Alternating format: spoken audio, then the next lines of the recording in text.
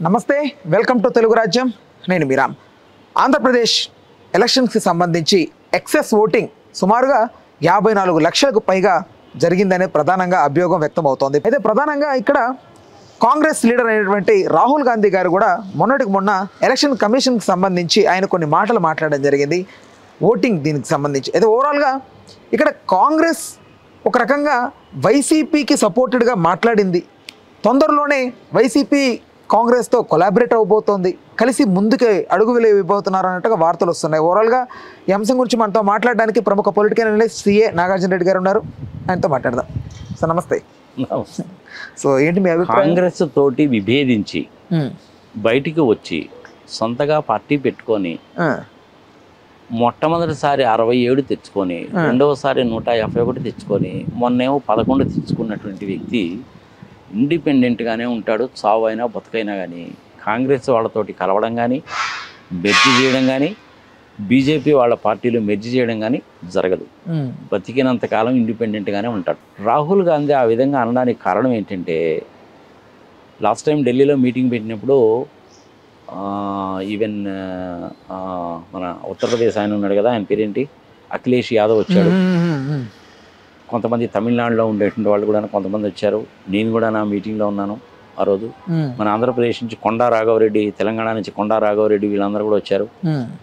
అందరూ వచ్చారు. మీటింగ్ బాగా సక్సెస్ఫుల్గా జరిగింది. లైట్గా వర్షం పడుతుంది. మీటింగ్ పెట్టారు, 4 గంటలకి వెళ్ళిపోయారు. సంగతి సంవత్సరం బాగాలేదు. రాహుల్ గాంధీ కూడా ఆ రోజు వచ్చి ఉండాల్సింది. పార్లమెంట్ జరుగుతుంది అప్పుడు. రాహుల్ గాంధీ ఆ రోజు రాలేదు. రాహుల్ గాంధీ నోట జగన్మోహన్ రెడ్డి మాట అనేసి అంటే తప్పేం లేదు అందులో. టీడీపీ పార్టీని గురించి మన చంద్రబాబు నాయుడు గారి గురించి పార్లమెంట్లో కళ్యాణ్ బెనర్జీ కూడా చెప్పాడుగా, బీజేపీ తోటి నువ్వు కనుక చేతులు కనుక కలిపావంటే వాషింగ్ మిషన్లో వేసి క్లీన్ చేస్తే బట్టలు ఎలాగైతే తెల్లగా వస్తాయో చంద్రబాబు నాయుడు పరిస్థితి అదే కదా అని చెప్పి కళ్యాణ్ బెనర్జీ కూడా చెప్పాడుగా. జనరల్గా పార్లమెంట్ సమావేశాలు జరుగుతున్నప్పుడు చూస్తే కొంతమంది చాలా గట్టిగా మాట్లాడుతుంటారు. ఎవరు, మన విప్లవ్ ఠాకూర్, చాలా మంచి పొలిటికల్ బ్యాక్గ్రౌండ్ ఉన్నటువంటి లేడీ. ఆమె అయితే చుప్ ఆ బయటో క్యా బాత్ కర్ రహే పహలే సునో, ముందు వినవయా నువ్వు ఏంది నువ్వు మాట్లాడేది అంటది. మోడీ అని కానీ అమిత్ షా అని కానీ కేర్ కూడా చేయదు, ఎందుకంటే వాస్తవాలు మాట్లాడుద్దాం. ఓకే. అలాగే మహువా మైత్రి అని ఒక ఉంటుంది, యంగ్ లేడీ, టీఎంసీ నుంచి, వెస్ట్ బెంగాల్ నుంచి, చాలా బాగా మాట్లాడుతుంది. అట్లనే మన కళ్యాణ్ బెనర్జీ బ్రహ్మాండంగా మాట్లాడతారు. మొత్తం మీద ఒక 10-15 మంది కంటే ఎక్కువ ఉంటారా.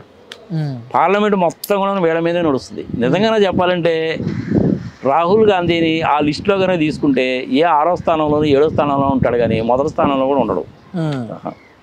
సోనియా గాంధీ గారు అయితే అసలు నోరిప్పే మాట్లాడదు. రాహుల్ గాంధీకి అసలు మాట్లాడుతుంటాడు. ప్రియాంక గాంధీ కూడా ఈ మధ్య మాట్లాడుతుంది, బాగానే ఉంది. గట్టిగా మాట్లాడేది ఎవరంటే మిగిలిన వాళ్ళు ఉంటారు. ఓకే. జెంట్స్ కంటే కూడా లేడీస్ బాగా గట్టిగా మాట్లాడుతున్నారు ఈసారి. ఇంకా నేనేమంటానంటే పార్లమెంట్లో 30% మహిళలు ఉండాలి అనేటువంటిది కరెక్ట్. కానీ అంత మెచ్యూరిటీ నిజంగా మన ఇండియన్ లేడీస్లో వచ్చిందా అంటే ఈ మధ్య పార్లమెంట్ సమావేశాలు చూస్తుంటే వాళ్ళు మాట్లాడుతున్న తీరు చూస్తుంటే వచ్చిందని అనిపిస్తుంది. ఇవ్వచ్చు, తప్పలేదు, నథింగ్ రాంగ్ ఇన్ దట్. మరి ఆ బిల్లు పాస్ అవుతుందా లేదా, పాస్ చేస్తారా లేదా మనకైతే తెలియదు. కానీ పార్లమెంట్ సమావేశాల మటుకు వేడిగానే జరుగుతున్నాయి. ఓం బిర్లా గారు మటుకు తన బాధ్యత నిర్వర్తిస్తున్నాడు. మంచి ఎక్సలెంట్ పర్సనాలిటీ. మంచి అవకాశం ఇస్తాడు, చక్కగా మాట్లాడతాడు. ఎక్కడా కూడా మధ్యలో ఆపేయడం కానీ ఇది తీసేయండి ఇది కట్ చేయండి అన్న లాంటివి ఏమి చేయడు. కానీ విచిత్రం ఏంటంటే మనం మోడీ గారు విదేశీ ప్రయాణానికి వెళ్ళిపోయాడు ఈ టైంలో. ఆయన ప్రధానమంత్రి హోదాలో ఉన్నటువంటి వాడు ఉండాలి కదా పార్లమెంట్ సమావేశాలు జరుగుతున్నప్పుడు. ఆయనకి ఏంటంటే నేను రిటైర్ అయిపోయే లోపల సెప్టెంబర్ 17th గుర్తుపెట్టుకో డేటు. సెప్టెంబర్ 17th ఆయనకి 75 ఏళ్ళు దాటిపోతాయి. ఆర్ఎస్ఎస్ వాళ్ళ దాని ప్రకారము, బీజేపీ వాళ్ళ పాలసీ ప్రకారం 75 ఏళ్ల తర్వాత నువ్వు ఎటువంటి పదవుల్లో కూడా ఉండకూడదు. అఫ్కోర్స్ మళ్ళీ వాళ్ళు మార్చేసుకుంటారు అనుకో, okay, that is a different thing. మరి ఆయన ఉంటాడా లేదా అనేటువంటిది డౌట్ఫుల్. ఈ సెప్టెంబర్ 17th అనేటువంటిది చాలా ఇంపార్టెంట్ డేట్ ఇది. ఓకే. అటు కేంద్ర ప్రభుత్వానికి ఇటు మన తెలంగాణ ప్రభుత్వానికి కూడా ఇంపార్టెంటే. ఏంటో తెలిసిన, సెప్టెంబర్ 17th ఆయన 75 years. ఆయన ఉంటాడా లేదా తెలియదు. అదే సెప్టెంబర్ 17th తెలంగాణ విమోచన దినం. రెండు కూడా సెప్టెంబర్ 17th. కొన్ని ఒకసారి డేట్స్ ఇట్టే ఉంటాయి, తమాషగా ఉంటాయి. ఇప్పుడు చంద్రబాబు నాయుడు ఉన్నాడు అనుకోండి, ఏప్రిల్ 28th 1915 పుట్టాడు. రెండవ ప్రపంచ యుద్ధానికి కారకుడైన హిట్లర్ కూడాను ఏప్రిల్ 28నే పుట్టాడు. సార్ అంటే ఉంటుంది సార్, కాన్స్టెంట్గా ఉంటుంది కదా. జనాలు దానికి కొంతమంది ఏమంటారో తెలుసా నా దగ్గర, సార్ హిట్లర్ చనిపోయిన తర్వాత చంద్రబాబు నాయుడు రూపంలో వచ్చినట్టున్నాడండి అంటారు. ఊరుకోవా నువ్వు మరి టూగా చెప్తావు అనేసి అంటే, లేదు సార్ అంతే సార్ అంటారు. వాళ్ళ అభిప్రాయం అది. మనం డెమోక్రటిక్ కంట్రీలో ఉన్నాం కదా, ఎవరిని అభిప్రాయాన్ని కాదనడానికి వీల్లేదు, ప్రజలకు తెలియాలి కాబట్టి చెప్తున్నాను. అందుకని రాహుల్ గాంధీ అన్నాడు అంటే ఏం తప్పలేదు. అంటే సౌత్రన్ స్టేట్స్లో కాంగ్రెస్కి అంత అనుకున్నంత పట్టు లేదు అని అనుకున్న వాళ్ళకి ఈ మధ్య కాలంలో అటు కేరళలో వాళ్ళు కొంచెం ఉన్నారు, తమిళనాడులో కొంచెం స్టాలిన్ వాళ్ళతో కొంచెం అది సత్సంబంధాలు పెరిగాయి ఇప్పుడు. సో ఈ రెండు సౌత్ స్టేట్స్ మనవి, రెండు తెలుగు రాష్ట్రాల్లో వీళ్ళ హవా కొనసాగాలంటే, వీళ్ళు కొంచెం పట్టుకోవాలంటే ప్రధానంగా ఇప్పుడు రూల్ చేస్తుంది ఓకే తెలంగాణలో కాంగ్రెస్, బట్ ఆంధ్రప్రదేశ్కి సంబంధించి మోస్ట్లీ జగన్ గారిని టార్గెట్ చేయబోతున్నారు, కలుపుకోబోతున్నారు, షర్మిలాని కూడా కలుపుకోబోతున్నారు. వీళ్ళు ముగ్గురు కలిసి కలుపుకునేది జోకులు వేస్తావా నువ్వు? ఆల్రెడీ కాంగ్రెస్ లో ఉంది సార్, జగన్మోహన్ రెడ్డిని కలుపుకోవడం ద్వారా ముగ్గురు కలవబోతున్నారు. అవన్నీ కుదిరే కదా. జగన్మోహన్ రెడ్డి ఎవరితోని కలవడు. బీజేపీ వాళ్ళకి ఇప్పటివరకు సాలిడ్గానే సపోర్ట్ చేస్తున్నాడు, సపోర్ట్ చేస్తాడు కూడా. మరి కాంగ్రెస్ వాళ్ళు రేపు అధికారంలోకి వచ్చారనుకో, మరి అప్పుడు జగన్మోహన్ రెడ్డి ఏం చేస్తాడంటే మంచిని మంచిగా సపోర్ట్ చేస్తాడు, చెడుని వ్యతిరేకిస్తాడు. కానీ కాంగ్రెస్ వాళ్ళతో చేయనయ్యేటువంటి సమస్య లేదు. You take it granted. Jaganmohan రెడ్డిని అష్టదిగ్బంధనం చేద్దాము, మళ్ళీ ఆయన మీద ఉన్న కేసులు బయటికి తీసుకొద్దాము, కొత్త రకమైన కేసులు పెడదాము, ఎన్ని చేసినా ఇంకోసారి జైలుకి వెళ్ళడానికైనా సిద్ధపడతాడు. కానీ కాంగ్రెస్తో కలవడు. అంటే ఇండియా కుటుంబంతో కలవడు, బీజేపీతో కూడా కలవడు. అంటే బీజేపీకి సార్ ఎప్పుడు బీజేపీతో వెనక బ్యాక్ బోన్ లాగా కొంచెం ఉంటాడు, ఎప్పటికైనా మాట్లాడుతుంటారు. బీజేపీ వాళ్ళ స్ట్రాటజీ ఏంటో తెలిసిన, ఏదో ఒక రోజు ఆంధ్రప్రదేశ్ లో మేము ప్రభుత్వాన్ని ఏర్పాటు చేయాలి, ఇండిపెండెంట్ గా కానీ వేరే వాళ్ళతో కలిసి కానీ. దానికోసం ఏం చేశారు, పవన్ కళ్యాణ్ పట్టుకున్నారు. పవన్ కళ్యాణ్ కూడా గతి లేదు కాబట్టి అవసరం, లాస్ట్ 2 చోట్ల ఓడిపోయాడు కదా, అందుకని పట్టుకున్నాడు. ఆయన గట్టిగా అడగబట్టే మోడీ గారికి అసలు ఏమాత్రం ఇష్టం లేకపోయినా కానీ అమిత్ షాను ఒప్పించుకున్నాడు కాబట్టి అమిత్ షా ఒప్పుకున్నాడు. చివరి మూమెంట్లో కలిశారు, 3 రోజులు పడిగాపులు కాశారుగా. అంటే ఇక్కడ ఎవరు చేయని అయిపోయిన తర్వాత ఇప్పుడు ఏం చేస్తారంటే వాళ్ళు బీజేపీ వాళ్ళు ఇండిపెండెంట్ గా వాళ్ళు గెలవలేరంటే గెలవగలరు. ఒకప్పుడు 18% ఓటింగ్ ఉండేది వాళ్ళకి, ఇప్పుడంటే లేదు. కానీ అది ఎందుకో మధ్యలో కుంటుపడింది. అది ఇప్పుడు పవన్ కళ్యాణ్ అడ్డం పెట్టుకొని పవన్ కళ్యాణ్ ద్వారా చేస్తారు. ఏం చేస్తారు అనుకున్నావు, చిన్నగా పవన్ కళ్యాణ్ దూతారు. నువ్వు ముఖ్యమంత్రివి, ఎలా అవుతానండి నేను ముఖ్యమంత్రిని, మీరు భలే అంటున్నారండి అనేటువంటి మాట కూడా పవన్ కళ్యాణ్ అండవు. అనేటువంటి అవకాశం కూడా అమిత్ షా ఇవ్వడం. నువ్వు ముఖ్యమంత్రి అవుతున్నావు, అప్పుడు 10 మందిని, అప్పుడు 10 మందిని, అప్పుడు 10 మందిని లాగు, ఆర్థిక సహాయం కావాలంటే మేము చేస్తాం, నువ్వు ప్రలోభాలు పెట్టు, మినిస్ట్రీలు ఇస్తాం, నువ్వే ముఖ్యమంత్రివి అని చెప్తారు. ఇప్పుడు పవన్ కళ్యాణ్ ఆ పనిలో ఉన్నాడు. అంటే ఒక రకంగా కూటమి ఆలోచన విధానం, అంటే వాళ్ళ ఉద్దేశం ఏంటంటే జగన్మోహన్ రెడ్డి మనకి వ్యతిరేకం కాదు, కానీ చంద్రబాబు నాయుడు నమ్మదగ్గ వ్యక్తి కాదు. ఓకే, చంద్రబాబు నాయుడు ఉన్నంత కాలము మన బీజేపీ పార్టీని ఆయన ఎదగనివ్వడు. పవన్ కళ్యాణ్ గారేమో 15 సంవత్సరాలు ఆయన ఎదగనివ్వడు. అందుకని తెలుగుదేశాన్ని అణగదొక్కాలి అంటే అడగ తొక్కేసి పవన్ కళ్యాణ్ని రెచ్చగొట్టి పవన్ కళ్యాణ్ ముఖ్యమంత్రిని చేసినా కానీ మనకు బాధ.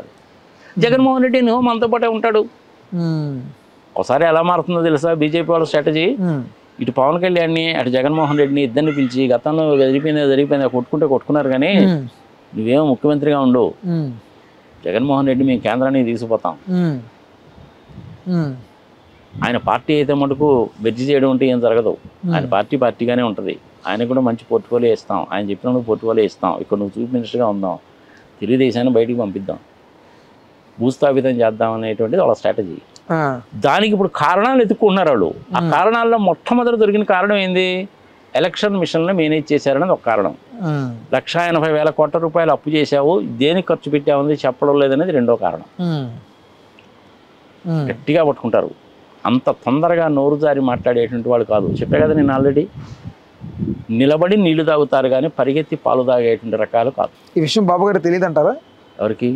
చంద్రబాబు గారికి. ఎందుకు తెలియదు బాబు గారికి? అందుకని ఆయన జాగ్రత్తలో ఆయన ఉంటాడు. అంటే ఏ రోజుకైనా ఇది విక్షణం అవ్వాల్సిందే, ఎవరి స్వార్థం వాళ్ళదే, అంతే.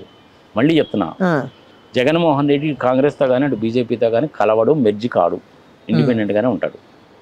కాంగ్రెస్ వాళ్ళకి కూడా సపోర్ట్ చేస్తాడు ఇష్యూ బేస్డ్ మీద, బీజేపీ వాళ్ళకి సపోర్ట్ చేస్తాడు ఇష్యూ బేసిస్ మీద, కానీ తన పార్టీని మటుకు మెర్జి చేయడు. ఆ పని చేస్తే పవన్ కళ్యాణ్ చేస్తాడేమో కానీ జగన్మోహన్ రెడ్డి మూడు చేయడు. పవన్ కళ్యాణ్ గారు మరి 15 సంవత్సరాలు బాబు గారే ఉంటారు, ఆయన అడుగు జాడల్లో మేము అందరూ నడుస్తాం, ఆయన పరిపాలనలో మేము కొనసాగుతాం అని ఆయన అంటాడు. ఇవన్నీ మామూలేనబ్బా, ఇట్లాంటి మాటలన్నీ ఎన్నో అంటా ఉంటారు. ఇవన్నీ జరుగుతాయా కుదురుతాయా? కుదరవు కదా. అంటే బాబు గారి వ్యూహం ఓన్లీ లోకేష్ కోసమేనా? ఆయన బాబు గారి ఉద్దేశం ఏంటంటే లోకేష్ని ముఖ్యమంత్రిని చేయాలి, ఆయన ప్రెసిడెంట్ ఆఫ్ ఇండియా అయిపోవాలి అంతే, అంతకంటే ఏం లేదు. అంటే ఆ వయసులో మేనేజబుల్ అంటారా? ఇంకో 10 రోజులు చచ్చిపోతాడు అనగా కూడా రాష్ట్రపతి కావచ్చు. ఏముంది అందులో? అంటే కాదు సార్, అంటుంది వయసు పైబడే కొద్దీ కొంచెం ఆయన. అరే రాష్ట్రపతి ఏంటి రాష్ట్రపతి అంటే రబ్బర్ స్టాంపే కదా. రాష్ట్ర ప్రభుత్వాల్లో కేంద్ర ప్రభుత్వంలో రాసిన బిల్స్ అన్నీ ఆయన దగ్గర పంపిస్తారు, లీగల్ అడ్వైజర్స్ ఉంటారు, వాళ్ళు ఇదంతా బాగానే ఉందండి, ఇది మార్పండి అంటారు, సరే మార్పు చేయని మళ్ళీ రిటర్న్ పంపిస్తారు, మళ్ళీ వీళ్ళు పంపిస్తారు, స్టాంప్ వేస్తాడు పంపిస్తాడు. అంటే ఇంకొకటి మొన్న కేటీఆర్ గారు కూడా ఆయన మాట్లాడుతూ ఒక యూట్యూబ్ ఇంటర్వ్యూలో Rahul Gandhi is a nice person అన్నారు.